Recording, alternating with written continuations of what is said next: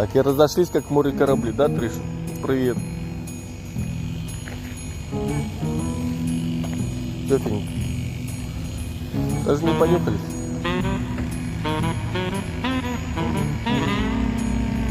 Конечно, пометить надо, да? Ну пошли дальше, пойдем.